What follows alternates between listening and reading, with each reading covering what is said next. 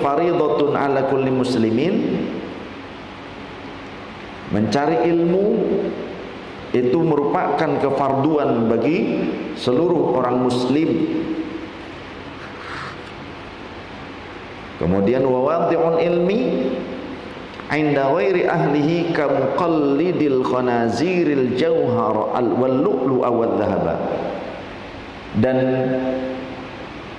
menempatkan ilmu kepada yang bukan ahlinya itu sama saja dengan mengalungkan perhiasan yang terbuat dari permata dan juga mutiara dan juga emas pada leher-leher punten ya, babi liar. Babi liar itu istilah kita orang Sunda bagong. Bukan bagong istilah Jawa. Kalau istilah Jawa bagong itu kan nama tokoh wayang ya. Nah kalau ini bagong istilah Sunda itu babi hutan. Jadi ilmu kalau ditempatkan pada orang yang salah, diberikan kepada orang yang salah, itu seperti menghiasi babi hutan dengan kalung-kalung permata. Maksudnya bagaimana? Kalau diberikan kepada yang bukan ahlinya. Babi hutan itu jelek.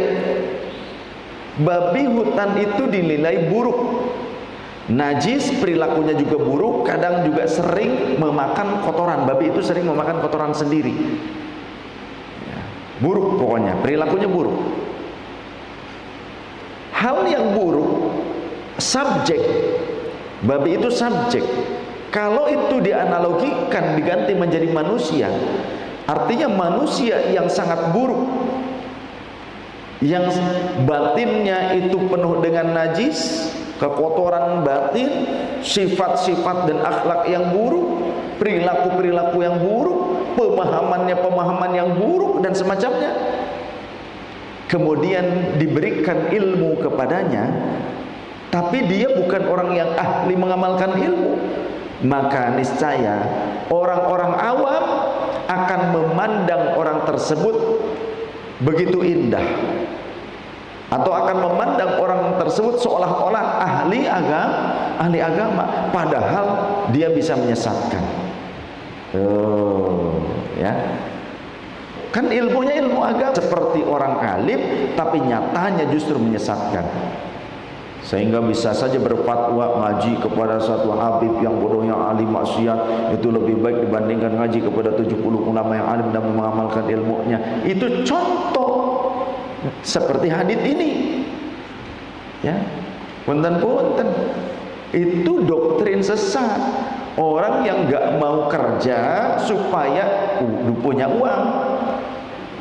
Dapat uangnya dari mana? Dari orang lain, dawir-dawir, minta-minta, obral janji syafaat atau berkat lah, apa segala macam lah itu kan.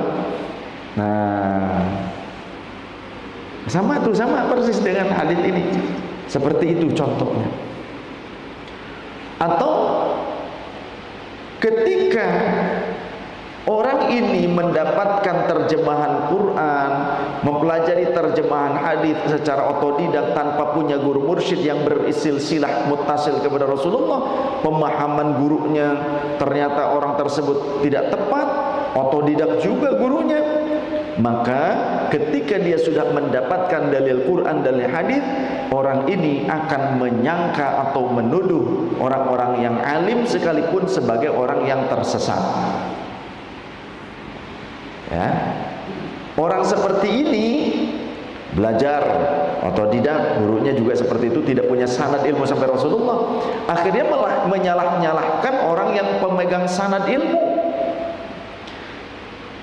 orang yang mengamalkan tawassul, orang yang mengamalkan tadarusan, orang yang mengamalkan zikir bersama, orang yang mengamalkan doa bersama, orang yang mengamalkan zikir jahar, itu disalah-salahkan, bid'ah semuanya. Orang yang memakai imamah bid'ah dianggapnya, orang yang pakai burdah dianggap bid'ah dianggapnya. Pokoknya semuanya sesat semua, ya. Seolah-olah hanya kelompoknya saja yang benar, padahal di tubuh kelompoknya sendiri para ulamanya itu saling tahdzir dan berbeda-beda pendapatnya. Banyak yang bertentangan, bahkan guru dengan murid seperti Syekh bin Baz dengan Syekh Utsaimin itu beda pendapat. Banyak perbedaan pendapatnya ada. Contoh kata Syekh bin Baz, kalau kaum wanita tidak ke masjid sholat subuh berjamaah di rumah, kemudian diam diri sampai waktu matahari terbit, waktu isyraq, kemudian sholat sunnah isyraq, kalau kata Syekh bin Baz dapat pahala haji dan umrah yang sempurna. Tapi kata muridnya, kata Syekh Utsaimin, Syekh Muhammad bin Shalih Utsaimin, katanya nggak bisa, harus di masjid gitu. Ini contoh perbedaan. Nah, coba mau ngikut yang mana?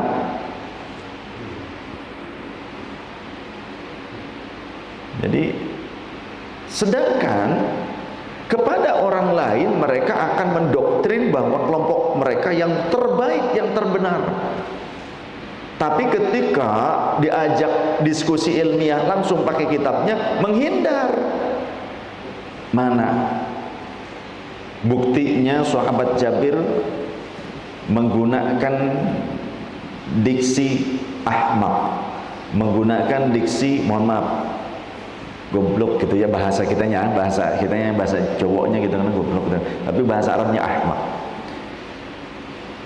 Dari Imam Muhammad bin Al-Munkadir. Siapa Muhammad bin Al-Munkadir? Muhammad bin Al-Munkadir di dalam syarah haditsnya, wa Muhammad bin Al-Munkadir min akabirit tabi'ina, salah satu ulama besar dari kalangan tabi'in, tokoh pembesar tabi'in.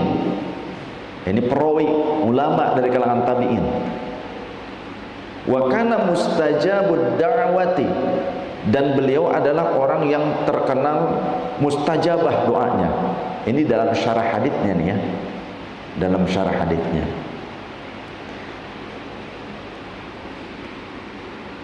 Qala Muhammad bin Al-Munkadir berkata, "Shalla Jabirun fi izarin qad aqadahu min qibali qafahu."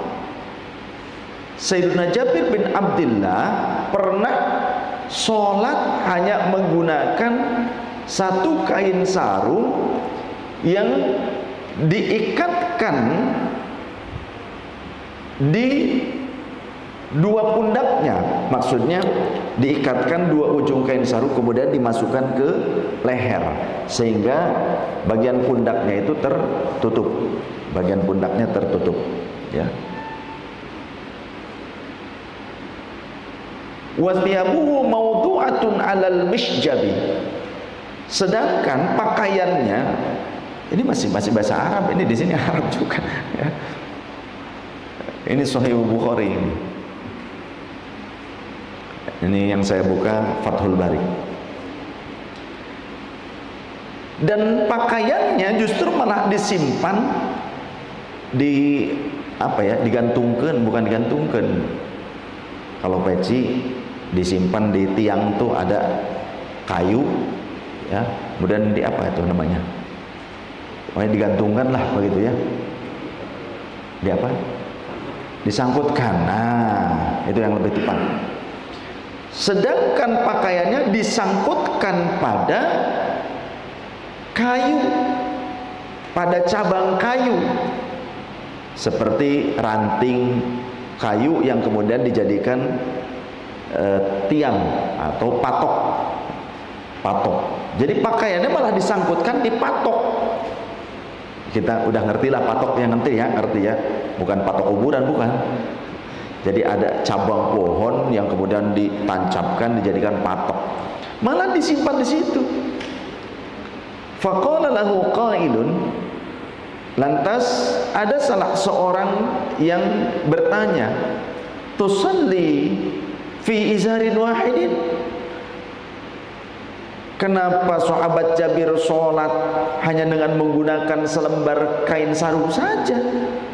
Faqala, maka sahabat Jabir menjawab, innama sana'tu dzalika liyarani ahmaqu mithluka. Ini kalimatnya, saya nggak bohong, ini kalimatnya seperti ini. Sesungguhnya aku melakukan itu supaya orang-orang, atau dengan sengaja aku melakukan itu agar orang yang ahmak, ya, orang ahmak sepertimu mithluka bisa melihatku, liyarani ahmaku mithluka, supaya orang yang bodoh sepertimu gitu itu bisa melihatku. Wa ayyuna kana lahu thawbani ala ahdi Rasulillah sallallahu alaihi wasallam. Apakah ada di antara kami para sahabat Rasul yang di zaman hidupnya Rasul punya lebih daripada 2 lembar kain? Tidak. Kami di zaman Rasul hidupnya susah. Artinya di zaman Rasul juga banyak yang melakukan itu, dan di dalam riwayat yang lain, aku pernah melihat Rasul pun melakukan hal yang serupa. Nah, maksudnya kenapa kok sampai bertindak demikian, dan kalimat yang diutarakan oleh sahabat Jabir sedemikian kerasnya? Ada asal usul, ada sebab musabab. Ternyata orang-orang di tempat itu banyak orang yang sok tahu, yang padahal sahabat-sahabat yang masih hidup itu masih ada. Sahabat Rasul, murid Rasul, saksi hidupnya Rasul masih ada, tapi nggak mau ngaji kepada mereka. Banyak yang hanya dengan persepsi saja dalam beragama. Itu di zaman tabi'in banyak yang begitu, ya. Sehingga saking kesalnya sahabat Jabir, beliau lakukan hal itu karena banyak ungkapan-ungkapan yang ternyata seolah-olah yushaddidu, mereka itu sangat mengetatkan di dalam beragama, menyusahkan umat, sehingga dikhawatirkan umat ini justru akan berlari anti dengan Islam, seolah-olah bela Islam gitu loh. Di zaman itu banyak orang yang seolah-olah sangat bela Islam, tapi justru akan mengakibatkan orang-orang yang sudah masuk Islam atau baru masuk Islam bisa keluar dari Islam, atau orang yang mau masuk Islam tidak masuk Islam. Dan ketidakbijaksanaannya akibat kebodohan yang dibungkus, dibalut seolah-olah mereka itu sangat tahu, padahal sok tahu. Ya, paham ya? Dan itu sampai sekarang masih ada, ya, sifat-sifat yang seperti itu masih banyak orang yang memilikinya. Ilmu baru sedikit tapi merasa paling benar, nyalahin yang alim gitu loh. Di zaman dulu juga Rasul saja pernah disalahkan oleh Dzul Khuwaisirah. Dzul Khuwaisirah itu ahli ibadah, pakaiannya Islami, ridaul Islam, pakaian Islami. Ya, jabahnya itu menebal, meninggi, ahli sujud.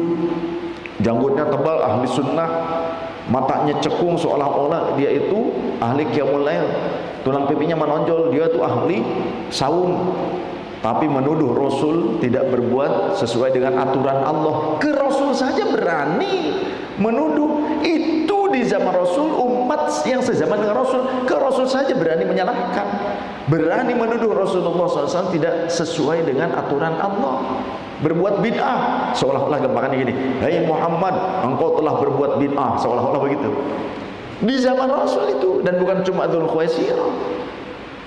Kemudian ada seorang guru hifdzul Quran, Abdurrahman ibn Muljam, menyalahkan juga para sahabat.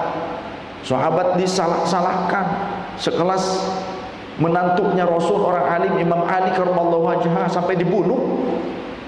Sahabat Muawiyah juga mau dibunuh, sahabat Amr bin As juga mau dibunuh, ya. Masya Allah. Jadi jangan percaya dengan omongan gombal orang-orang begitu ya, sok taunya mereka. Karena kalau diajak dialog, diskusi ilmiah, debat ilmiah, mereka ngeyel dan berlari, nggak mau. Pakai langkah seribu. Siapa pakai jurusnya jurus langkah seribu? Siapa yang menghindar dari perdebatan, maka Rasulullah menjamin sebuah rumah di tengah-tengah surga. Jadi dipakainya buat menghindar dari debat ilmiah dengan orang yang faham.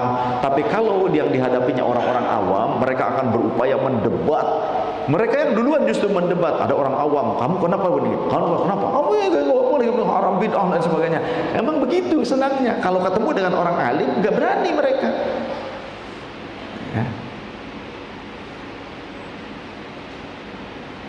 Ya, jamaah yang dirahmati Allah Subhanahu wa taala. Jadi mari kita terus belajar dan belajar supaya lebih paham.